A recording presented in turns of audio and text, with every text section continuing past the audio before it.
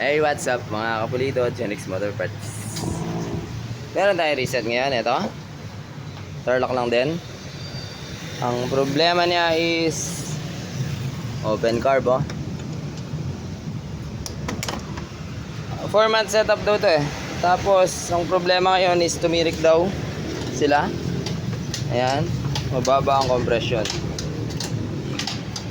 So hindi na ako magsasalita ng patapos. Tignan na lang natin kung ano nangyari sa motor na ito. Yan, walang bot. 59 stock daw yung setup nito eh. Wala siyang port.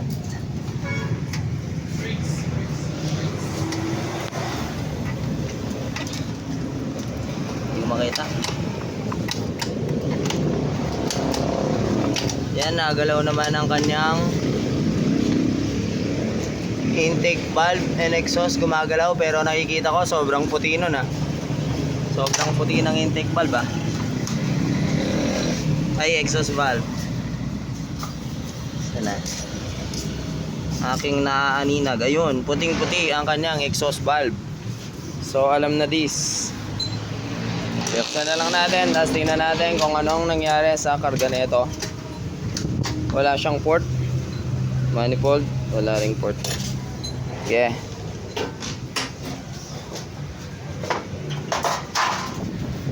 Alright, update na mga kapulito. Bali nabuksan na nga. Tumalis kasi ako, may nilakad ako. Heto na siya. Napakaraming tagas naman pala na ito eh. May gasket sa baba, may gasket sa ulo, di ba? Bago. So sabi nila, wag na daw lagyan ng gasket maker. O paano yan, di ba? So, kahit bago yan, mas okay na yung ginagawa namin. Lalagyan ng gasket maker. Lagyan ng gasket maker para sure, walang tagas. So, ito yung bagong gawa. Unahin na natin yan. Bagong bago pa yung block, oh. Tagas, overload.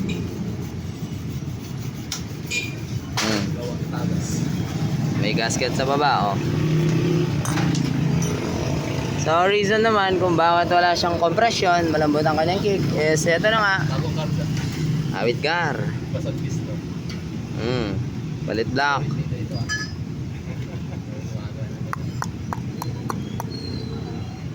Bawasan yung compression, tapos magkaroon kayo ng final tuning.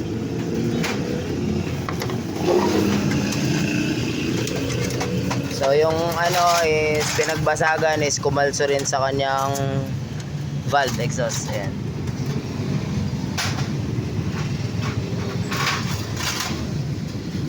That's life.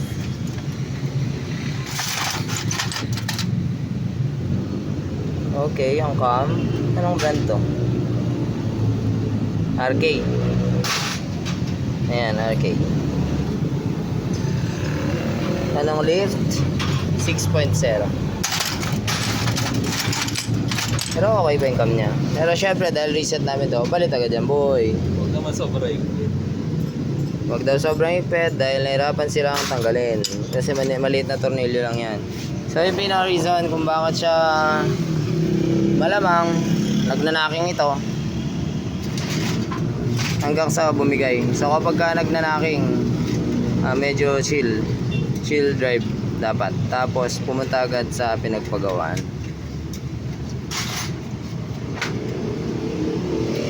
Piston profile naman sila, pero siguro kulang. Tapos sa cam profile, syempre iiba-iba rin yan. So i-reset na lang natin to.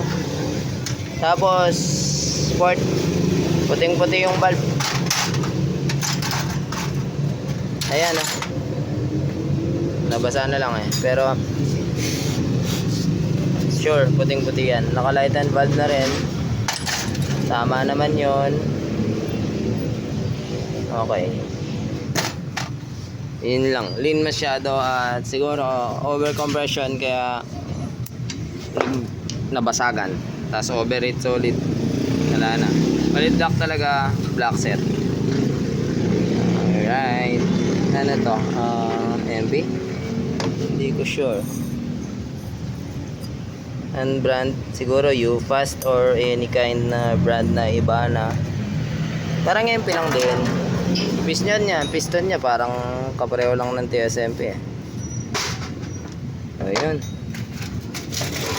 So mas okay pagka nag-set by final tuning, tapos pagka naka-cam and mas okay naka headworks. Kung bolt on naman na 59 lang, mas okay bawasan maigi yung compression. So yan, buuin na natin to. Palit block siya mga kaprito. Alright, update. Dumating na yung anak ng may-ari. Siya daw pala ang magaling na nagpasabog nito. Dapat anlibiga! So, sa Nueva Ecija daw pala gawa ito.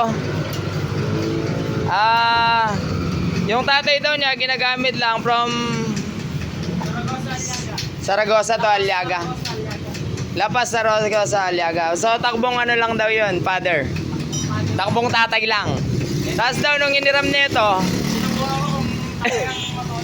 sinubukan daw niya kung talagang matulin. Yun lang. Matulin, sumabog.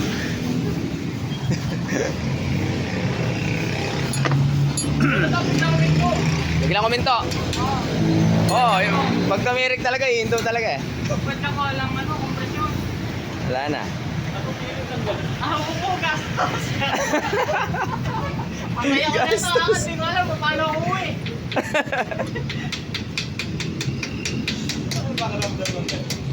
Pagawa mo yan ha? Pagawa mo yan, kunana.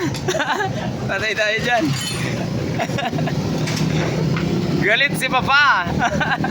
Tapos makaano pa. Ilang bukas ang i-export ko.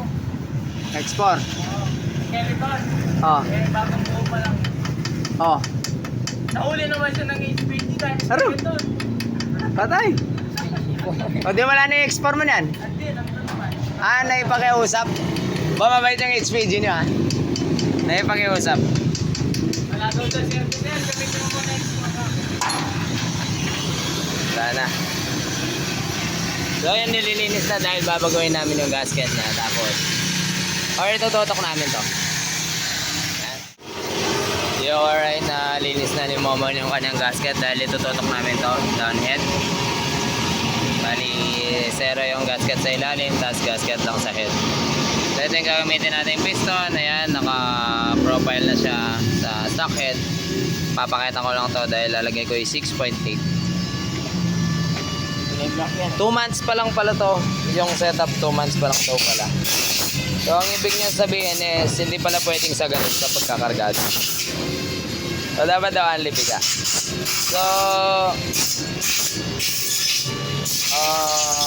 yun. Tignan na natin ang mga susunod na bahagi ng ating video. So 59 stock head reset. Kaso palit lahat eh. Ayan, pinaport na ni Jonathan.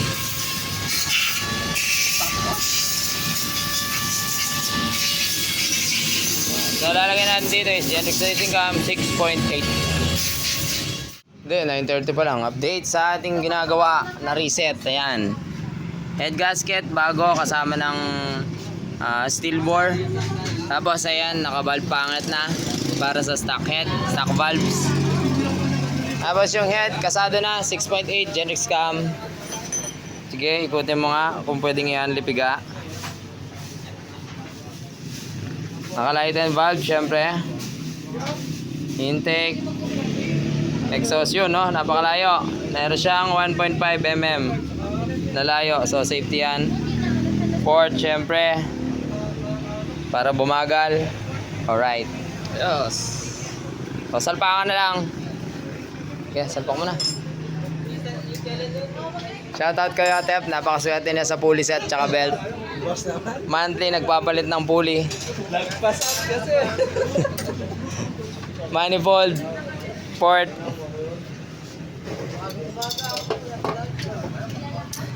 Yung jetting pala niya dati, isang dahilan din. Open carb na. Tapos 110 lang pala yung main jet. Maglilin siya. Siyempre dahil open carb, malakas yung pasok ng hangin. Tapos yung jetting maliit. So, awit gar. So, shoutout din sa may-ari nito. Chrome bore naman binili niya. Yan. TSMP. Mula sa Paniki. Alright, update sa ating 59 AS. Iuwi na sana kanina. Ay, nako. O ito live na live. Kakabulang kagabi. 2.8 Sun Valve Spring. Ano ba? Anak ng baka naman. Oh. Kakalagay kagabi. Pinaandar lang. Uwi na sana. Naputol pa agad. Lumikulang doon sa kanto ng McDo. Naputol na. So umaandar to. Wala pang isang oras. Ang cam natin 6.8. Mababa lang. Walang chance na beat. Mag-beat ang valve spring, di ba? What is that? So palit ulit. Ang hirap naman na ninyong pagkatiwalaan. Lagi na lang. Tutubo ka lang ng 50 sa valve spring tapos pabunuhin mo kami ng libo-libo naman. Check nyo naman yung quality nyo. Quality control. Visit. Ulit. Bubuhin ulit natin. Visit na valve spring yun. Saan tayo lulugar na ito? Okay na sana na road test na Mabuti, hindi pa nakakalayo yung may-ari. Kundi, katakot-takot na sisi yan. Anong dahilan? Buti pa yung mga sinauna. 10 taon nang gumagana, hindi pa napuputol. Ano na ngayon? Ano nangyari? Sa mga kalidad ng pagkakagawa ng springs ngayon. Yung update. Ito na. Dumi ng cam. Natapos din mga kapulido. So ayan, na doble bukas kami dito. Minsan talaga nangyayari ganun, nababalian. So malas na lang kung ganun. Ang importante, hindi natin pinabayaan. Pinalitan agad natin yung pyesa. Dahil nagka-problema yung pyesa na binili lang naman natin sa iba. So pinalitan na namin ng valve spring. I don't know, my friend. So importante, hindi matatalikuran yung pananagutan sa setup na yun. So test drive na natin mga kapulido. Buti iniwan na lang may-ari dahil taga dyan lang naman siya.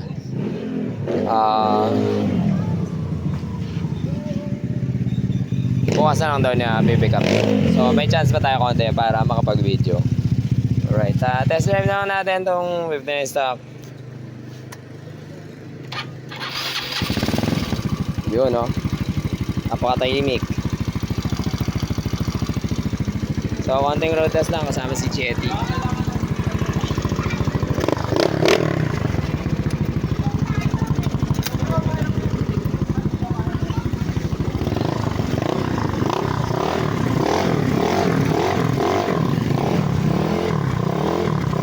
Kuya mo, Jetty, habulin natin.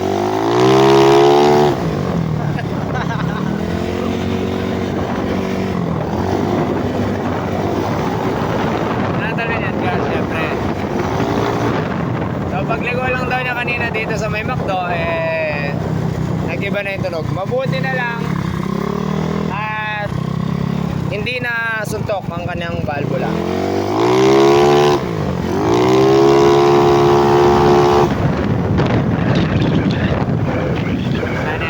Gas, empty na mga kapulido.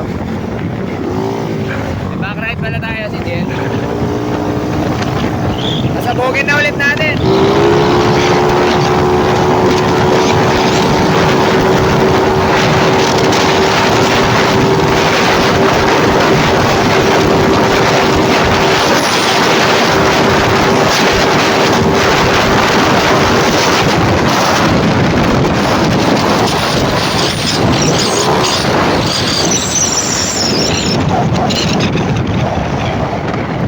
Bali siyempre, torture test pa namin to. Iuwi muna sa bahay. Tapos bukas ulit kukunin mga kapulido. So buti na lang malapit pa siya sa shop. At hindi kami nag-rescue ng malayo. Buti na lang. So ngayon talagang wala nang magawa sa ganyang mga valve spring ngayon.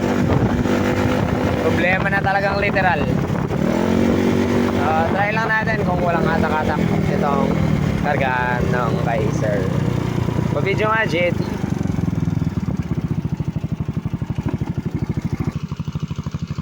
Ay, tips na pulot ako ng tornilyo ng TMX 125. Ito na yung stock head, yung pinaka-simple.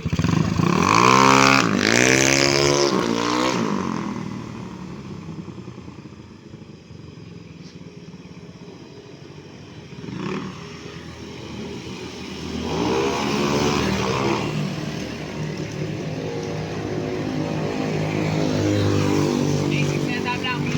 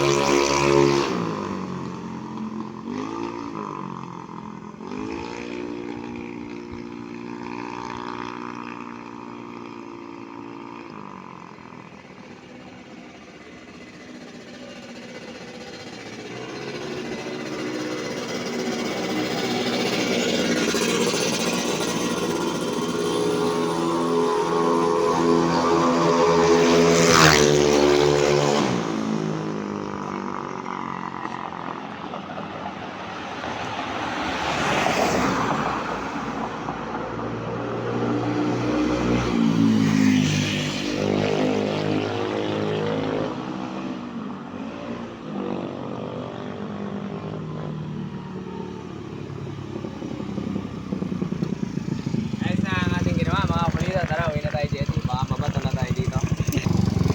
Makakauwi na kami mga kapalito. Pawili kami ni Jetty. Ay, walang hawak. Yeah. Makakatakot din pala.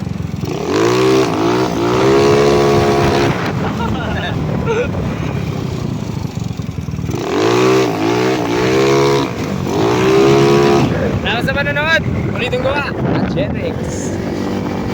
Dahil hindi ka bibitinin, ikaw ang siyang mangangayaw. Pag binirit sa daan ng motor na humihiyaw, di kalidad ang bawat pyesa at pulido ang gawa. Detalyado bawat setup at hindi pumapalya. Siguradong di ka madidismaya.